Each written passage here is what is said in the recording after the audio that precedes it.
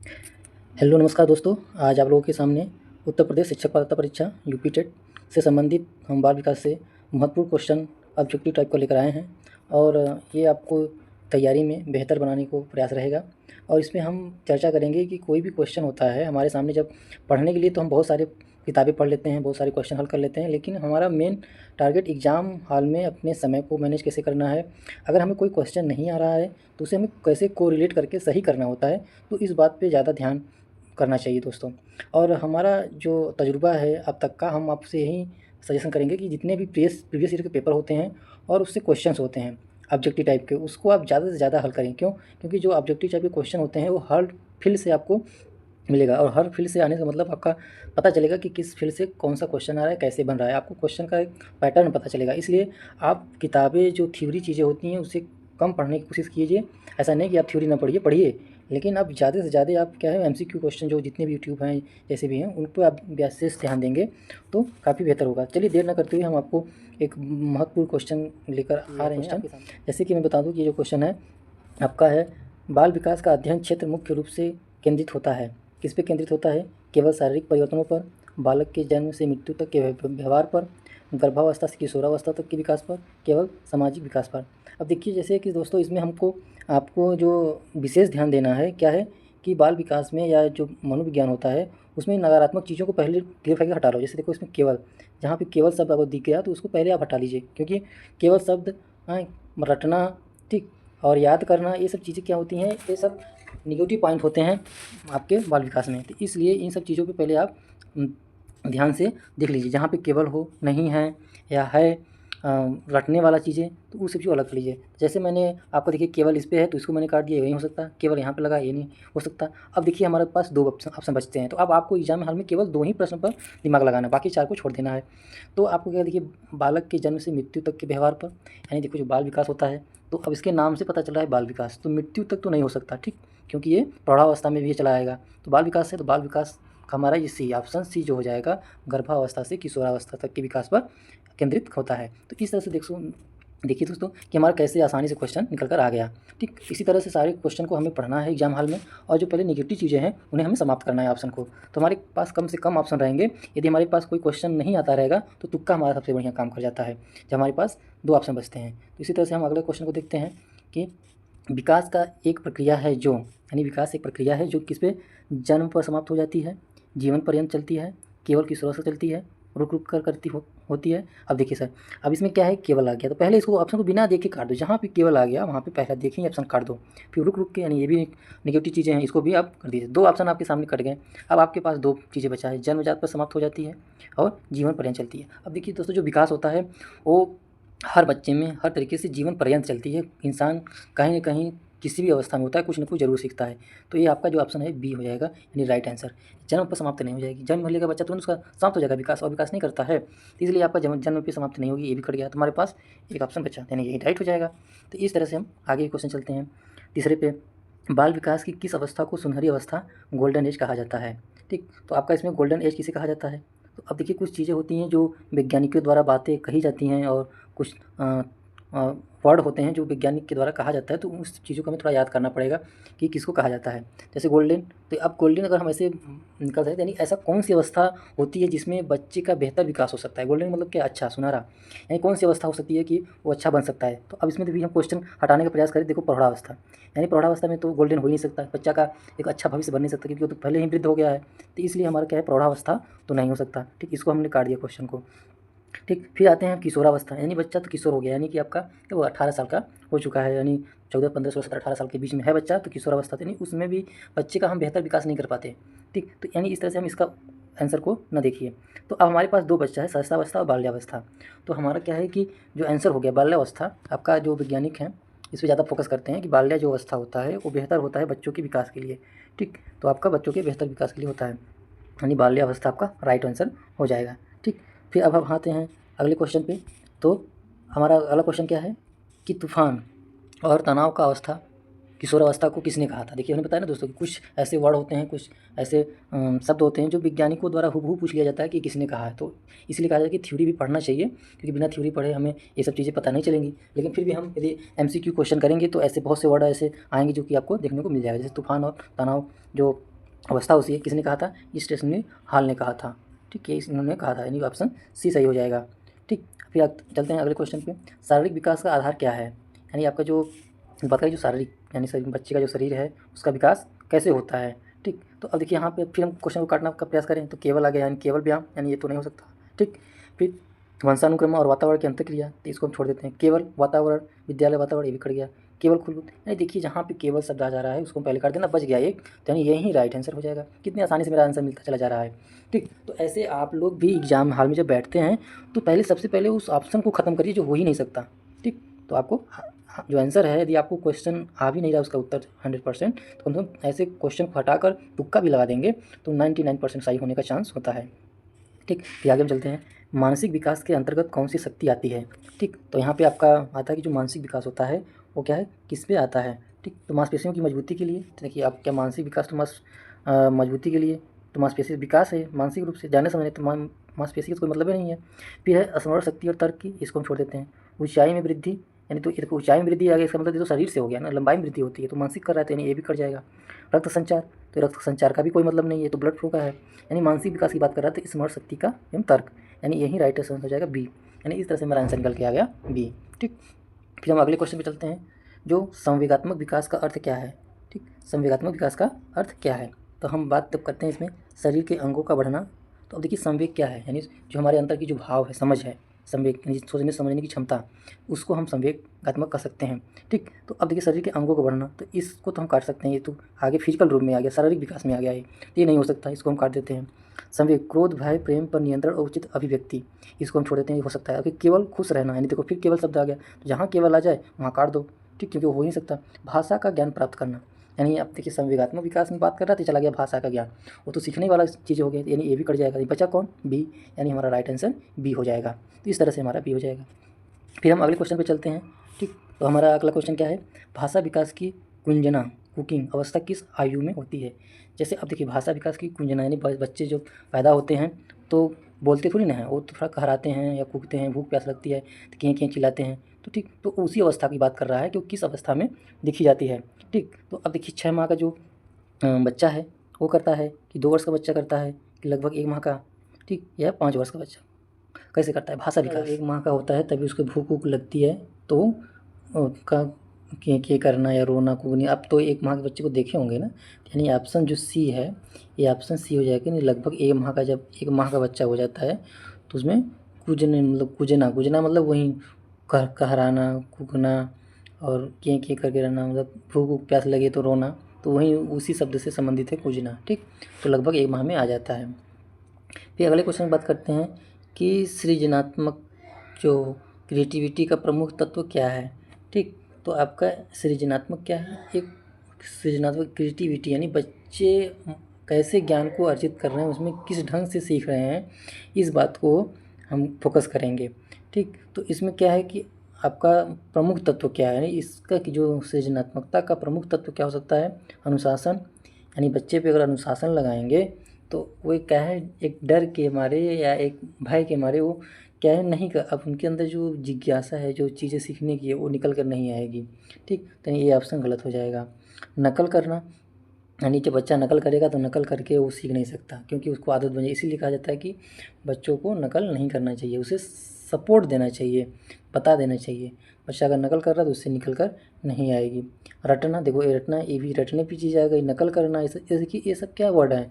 नकारात्मक वर्ड हैं। ठीक, अगर इस आपको एग्जाम के ऑप्शन में ये सब चीज़ें मिलती हैं, इनको तुरंत काट देना है, क्योंकि ये बच्चे के लिए नहीं है। आपको हमेशा बच्चे के फेवर में सोचना है कि बच्चा का कहाँ से कहाँ उसके अंदर एक सकारात्मक ऊर्जा, एक क्रिएटिविटी अंदर ला सकते हैं। आपको अपने अध्यापक के रूप में नहीं देखना है, आपको अपने को बच्चे के रूप में देखना है, बच्चे के प्रति सोचकर।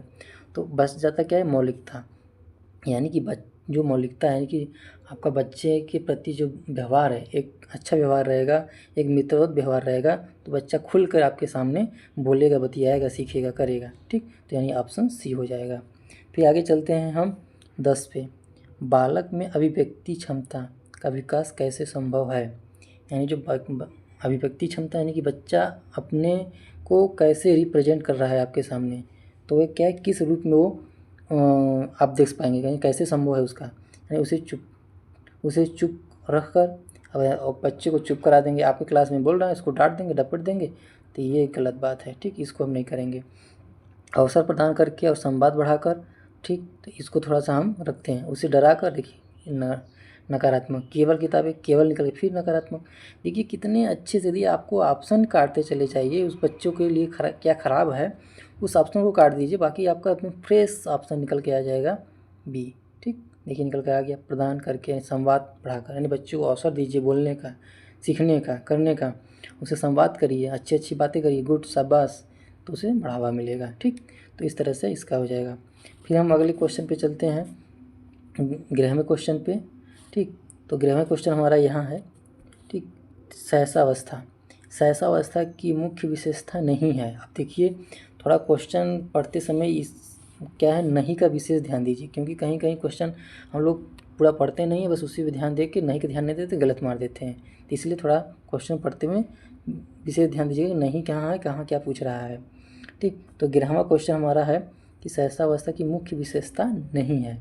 तो क्या नहीं है, सीखने की प्रक्रिया में तीव्रता, यानी कि आपका जो बच्चा सीख रहा है उसमें सीखने की तीव्रता होती है। जी बिल्कुल होती है। वो नया नया बच्चा होता है, सीखने के, देखिए कैसे क्वेश्चन पूछता है, मम्मी ये क्या है, वो क्या है, मतलब ऐसे देखो बच्चे सवाल करते रहते हैं। ठीक, तो सहसावस्था है, सीखने की प्रवृत्ति है। सहसावस्था में तो बच्चा भूख लगती है तो प्रतिक्रिया करता है, उसको पता है कि मैं रोऊंगा तो माँ आएगी मुझे दूध पिलाएगा। किसी कोई खिलौना ले लेता है कोई तो रोने लगता है, क्यों? क्योंकि उसे पता है कि मैं रोने लगूंगा तो मेरा खिलौना मुझे दे देगा, इसलिए सीखने में उनको माहिर होते हैं, बहुत तीव्र होती है। दूसरों पर निर्भरता, तो ये भी बात सही है, दूसरे पर निर्भर होते हैं, माँ के किसी जो जिससे उनको लगाव होता है उस पर निर्भर रहते हैं। वो कहीं दूर चला जाता है तो बच्चा रोने लगता है, यानी दूसरे पर निर्भर भी रहते हैं। ठीक है। नैतिकता का होना, यानी कि यही आपका देखिए क्या है, नैतिकता, यानी बच्चे जो छोटा होता है उसे नहीं पता है कि यदि हमारा जो खिलौना है कोई दूसरा बच्चा लेकर खेल लेगा फिर हमको दे देगा। ठीक, या हमको किसी खिलौने के लिए रोना नहीं है, या माँ है तो आएगी, मतलब उनमें नैतिकता नहीं होती है ऐसा अवस्था में। ठीक, बाद में आती है। तो यही आपका ऑप्शन सी सही हो जाएगा। ठीक, कि ये आपका नैतिकता नहीं, ये विशेषता नहीं है कि जो सहसावस्था में नैतिकता नहीं होती है, जिज्ञासा की प्रवृत्ति होती है, बिल्कुल होती है, सीखने, जानने की, समझने की। ठीक, लोग हमें प्यार करें, हमें लोग माने, खिलाएं और डराएं ना, मतलब नाना प्रकार की चीज़ें होती हैं उस समय। ठीक, केवल नैतिकता नहीं होती, चोरी करना, गाली देना, ये सब क्या अभी तो नहीं आता है, बच्चा सीख रहा होता है। ठीक, फिर आते हैं हम अगले क्वेश्चन पे। बाल्यावस्था में बालक का सामाजिक दायरा क्या है? ठीक, जो बाल्यावस्था में जो बालक का सामाजिक दायरा क्या हो सकता है? देखिए अब यहाँ पे फिर आ गया केवल, काट दो। ठीक, फिर कहाँ केवल, यहाँ है चौथे ऑप्शन में, काट दो। समाप्त हो जाना, यानी समाप्त हो जाना नहीं है, बिल्कुल नहीं, ये सब क्या है, नेगेटिव पॉइंट है, काट दीजिए। देखिए हमने ऑप्शन काटा, क्या निकल गया, ये विस्तृत होता जाता है विद्यालय और मित्र। ठीक, यानी कि जब बच्चा स्कूल में आता है तो उसके मित्र और विद्यालय में जब ही आता है उसका क्षेत्र क्या है, बढ़ जाता है जब, तो आपका यही हो जाएगा कि दायरा इसका कहाँ जाता है, विद्यालय और मित्र से। ठीक, तो इस तरह से हमको क्वेश्चन को रिलेट करना है। फिर अगले क्वेश्चन पे हम चलते हैं।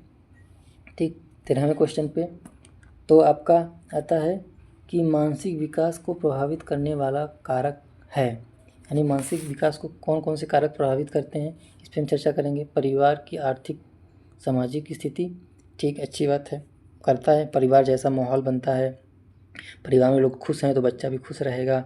अगर परिवार में ज़्यादा गाली गलौज हो रही है, लड़ाई झगड़ा हो रही है तो बच्चा भी चिड़चिड़ापन होता है, थोड़ा मतलब उसका जो विकास है करता है। फिर विद्यालय वातावरण, बिल्कुल विद्यालय वातावरण रखता है, यानी विद्यालय में अच्छा माहौल है, अच्छे टीचर हैं, अच्छी पढ़ाई होती है, अच्छे दोस्त हैं, अच्छे खिलौने हैं, तो बच्चा भी विद्यालय में बहुत अच्छे से आएगा, पढ़ेगा और रुकेगा। माता पिता की बुद्धि, बिल्कुल माता पिता की बुद्धि बहुत है, यानी कि ये भी मायने रखता है उसके विकास में। अगर माता पिता पढ़े लिखे है भी नहीं, लेकिन फिर भी उनमें अगर सामाजिक है, नैतिकता है, अगर बच्चे में बार बार कह रहे हैं नहीं बच्चा आपको ये नहीं करना है बाबू, ये गलत है, ये चीज़ें हैं, तो बच्चा वैसे सीख लेता है घर से ही, और बहुत कुछ ही घर से भी सीख के जाता है विद्यालय में, यानी माता पिता का भी रोल है। यानी इस तरह से देखा जाए तो उपयुक्त डी, यानी कि ऑप्शन जो उपयुक्त सभी है, यानी डी ऑप्शन सही है। ठीक, यानी हमारा डी सही हो जाएगा। सृजनात्मक शब्द का अर्थ है, अब देखिए अब यहाँ पे मैं पिछले क्वेश्चन मैंने करा दिया कि सृजनात्मकता क्या था। देखिए फिर यहाँ पे आ गया, यानी कि कुछ आप क्वेश्चन को जब हल करते चले जाएंगे तो आपको ढेर सारे क्वेश्चन आपको रिपीटेड मिलेंगे जो आप तुरंत उसको मार देंगे, लेकिन वहाँ पे कुछ क्वेश्चन अलग था, यहाँ पे कुछ अलग है। तो अब हम इस पे बात करते हैं कि सृजनात्मकता का शब्द क्या अर्थ है। तो हमने बताया था कि खुद से जो ज्ञान का अर्जन कर लेना, खुद से चीज़ें को सीखना, यही क्या है, कैसे बच्चे को अपने आप में सीख रहा है, वही है क्या है कि सृजनात्मकता। ठीक, जब हम इसकी बात करेंगे तो क्या है कि नई और उपयोगी निर्माण करना, ठीक, पुरानी वस्तुओं को नष्ट करना। देखो नष्ट करना यानी ये नकारात्मक आ गया, नष्ट तो नहीं करेगा, ठीक, ये नकार, केवल चित्रकारी ये भी काट दो, चुपचाप बैठना ये भी काट दो। देखो कितनी आसानी से आंसर हमारा मिल गया, नया और उपयोगी निर्माण करना, ठीक, तो ये आंसर हो गया। फिर हम बात करते हैं 15वें क्वेश्चन का कि 15वां क्या होगा। तो विकास के शीर्ष पदामुख नियम के अनुसार विकास है, यानी कि देखिए आपका ये भी बहुत मोस्ट इम्पॉर्टेंट क्वेश्चन है, ये आपका ज़रूर आता है। एक होता है सिर से पैर, एक होता है पैर से सिर, ठीक। तो आपका जो है विकास के जो ये है सिर पदामुख है, तो क्या होता है इसका, क्या होता है, सिर से पैर की ओर जो विकास होता है, यानी कि बच्चे का पहले मस्तिष्क बनता है, फिर धड़, फिर हाथ पैर, ऐसे मतलब विकास होता है, ठीक। तो आपका ये इसका जो ऑप्शन क्या हो जाएगा, बी सही हो जाएगा, ठीक। अब फिर अगर आते हैं अगले क्वेश्चन पे आते हैं 16वें क्वेश्चन पे। तो क्या है, भाषा के विकास में चॉम्स्की का योगदान क्या है। अब देखिए भाषा विकास के जो वैज्ञानिक है चॉम्स्की को कहा जाता है, ये भी अब ध्यान रखिएगा, कहीं भी भाषा से संबंधित आता है तो उसे तुरंत चॉम्स्की पे लेके जाइए कि उन्हीं का होगा हो, ठीक। 90% उन्हीं का होता है, बाकी चीज़ें आपको क्वेश्चन के हिसाब से पता करना होगा। तो हम ऑप्शन देखें कि जो भाषा विकास में चॉम्स्की का क्या योगदान है। उन्होंने कहा भारत नकल से सीखी जाती है, नहीं। देखिए अब यहाँ पे उनके ये चीज़ उन्होंने नकल करके नहीं किया था, ये गलत है, ठीक। फिर क्या है, उन्होंने भाषा अर्जन तंत्र एडीएल का विचार दिया, ठीक, इसको हम लिखते हैं। फिर उन्होंने भाषा के केवल, अब देखो केवल यहाँ तो एक भी कट गया, उन्होंने भाषा का विरोध किया, गलत। देखिए कितना आसान तरीके से हमारा ऑप्शन बी निकल के आ गया। ऐसे क्वेश्चन को आप लोग काटा करिए, ठीक, जहाँ पे गलत मिल जाएगा तुरंत से काटो। फिर आते हैं अगले 17वें क्वेश्चन पे। संवेगात्मक रूप से अस्थिर बालक की पहचान क्या है, यानी जो बच्चा अगर संवेग रूप से अस्थिर है तो उसको कैसे आप पहचानेंगे कि नहीं, इसकी जो बुद्धि है, जो क्रोध है या प्रेम है, जो भी चीज़ें हैं, कैसे वो किस टाइप का है, कैसे पहचान करोगे। तो हम क्वेश्चन से पढ़ते हैं कि वह शांत रहता है, यानी जो संवेग रूप से अस्थिर रहेगा तो फिर वो कहाँ से शांत रहेगा, शांत तो नहीं रहेगा, ठीक, क्योंकि उसका संवेग तो पहले से अस्थिर है। वो छोटी छोटी बातों पे उत्तेजित हो जाता है, ठीक। वह सबसे मिलकर रहता है, यानी ये भी गलत है, ठीक, मिलकर तो नहीं रहेगा।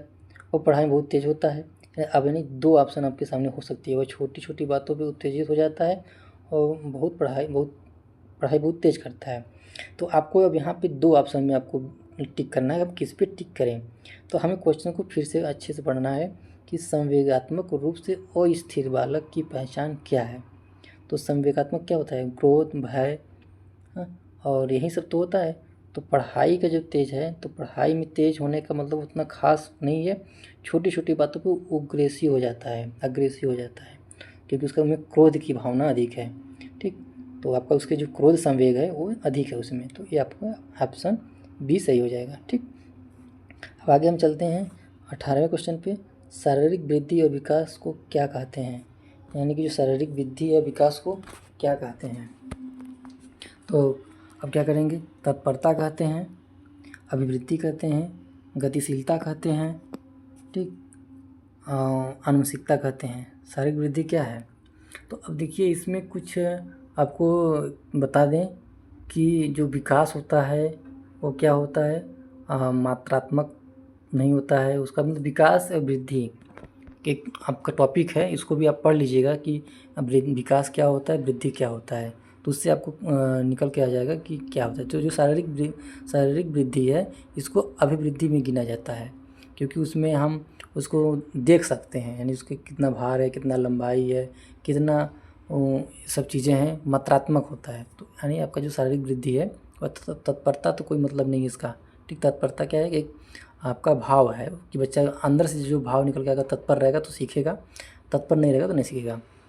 गतिशीलता क्या है, चलने से संबंधित है। आनुवंशिकता वातावरण हो गया, ठीक। यानी हमारा जो ऑप्शन होगा बी होगा, यानी अभिवृद्धि, ठीक। अब क्या है, सृजनात्मक बालक की बुद्धि आमतौर पर होती है। यानी जो सृजनात्मक बालक होता है उसकी बुद्धि कैसी होगी, यानी जो बच्चा खुद के अंदर से एक अलग उसके अंदर उत्तेजना, सीखने की या करने की जिज्ञासा हो, उस कैसे हो सकता है। तो पढ़िए, जड़ बुद्धि होगा, नहीं होगा। जो पहले जो सृजनात्मक बुद्धि है, बच्चा तेज तर्राक है, तो जड़ बुद्धि होगा नहीं। औसत से ऊपर क्या हो सकता है, इस बात पे हम थोड़ा विचार करेंगे कि क्या होगा कि नहीं होगा। बहुत कम, तो बहुत कम नहीं होगा। शून्य भी नहीं होगा, यानी तब हमारा यही औसत से ऊपर, यानी जो बच्चा अगर उसमें सृजनात्मक है तो वो क्या है, औसत अपने स्तर से ऊपर होगा। जिसे हम बोलते हैं तेज तर्राक बालक। हम लोग कहते हैं बहुत तेज बालक है, एक ही बार बताते हैं तो सीख जाता है, तो ऐसे बालक ही उन्हें सृजनात्मक कहते हैं, ठीक। फिर हम आगे क्वेश्चन चलते हैं लेकर, तो 20, ठीक। तो हमारा 20वां क्वेश्चन क्या है, किशोरावस्था में संवेगात्मक परिवर्तन के कारण बालक अनुभव करता, बात करें क्वेश्चन पे आते हैं, तो ये आपका गलत हो जाएगा। ये संकट पहचान, यानी ऐसे बच्चों में होता है आइडेंटिटी क्राइसिस, पहचान का संकट। यानी देखिए, जो बच्चे किशोरावस्था में होते हैं उन्हें किसी चीज़ का डांट दो तो वो कहते हैं ऐसा जी हमको डांट रहे हैं, ऐसा ही है। यानी वो ऐसा वो करना चाहते हैं इस एज में कि उन्हें लगता है कि लोग हमारे पे फोकस करें, हमें वो देखें, हमारी बातों को तवज्जो दें, तो इस तरह का चीज़ आती हैं। तो ये बेस्ट ऑप्शन है बी, ठीक, बी सही हो जाएगा। फिर 21 कहते हैं अभिव्यक्ति क्षमता का अर्थ क्या है।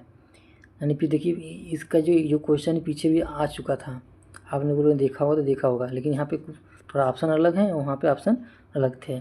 तो अभिव्यक्ति क्षमता क्या है, शरीर की सुंदरता, नहीं ये सुंदरता तो ये भौतिक रूप से हो गया, ठीक। दूसरों की बात काटना, ये भी गलत हो गया। कविताएं याद करना, रटना, ये सब चीज़ें गलत है। यानी क्या हो गया, ये अपने विचारों को स्पष्ट रूप से प्रकट करना, यानी यही हो जाएगा ऑप्शन बी। बालक की प्रथम पाठशाला क्या है, ये तो सभी लोग जान रहे हैं। प्रथम पाठशाला क्या हो सकता है, परिवार, ठीक।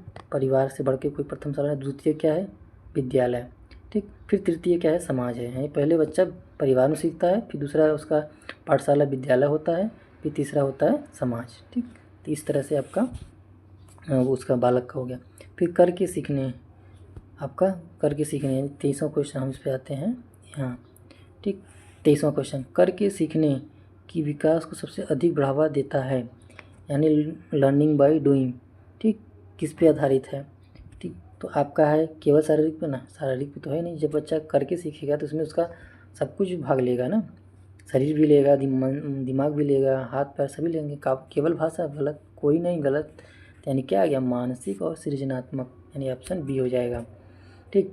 और फिर 24वां क्या है, किस अवस्था में टोली समूह गैंग एज बनाने की प्रवृत्ति होती है। अब देखिए कितना मस्त है। आप लोग थोड़ा अपने पे तो याद करिए, जब आप लोग बचपन में थे तो किस एज में आप लोग गैंग बना के चलते थे। तो देखिए सहसावस्था में तो आएगा नहीं, क्योंकि बच्चा खुद वहाँ दूसरे पे निर्भर रहता है, ठीक। आपका तो बाल्यावस्था, ठीक। ये बाल्यावस्था देखिए बच्चे जो होते हैं कि कितना गैंग बनाते हैं कि सर ये हमारे गैंग का है, सर ये हमारे टोली का है, सर ये हमारा दोस्त है, इसको कुछ ना करिएगा, कैसे बच्चे करते हैं, ठीक। तो यहाँ पे आपका ऑप्शन बी हो जाएगा, बाल्यावस्था में गैंग टोली सब बनता है। किशोरावस्था में तो उसका अलगाव होता है, सब अलग अपनी पहचान बनाने की चाहते हैं। फिर प्रौढ़ावस्था तो वृद्धावस्था आ जाता है, वहाँ पर कोई मतलब ही नहीं है, ठीक।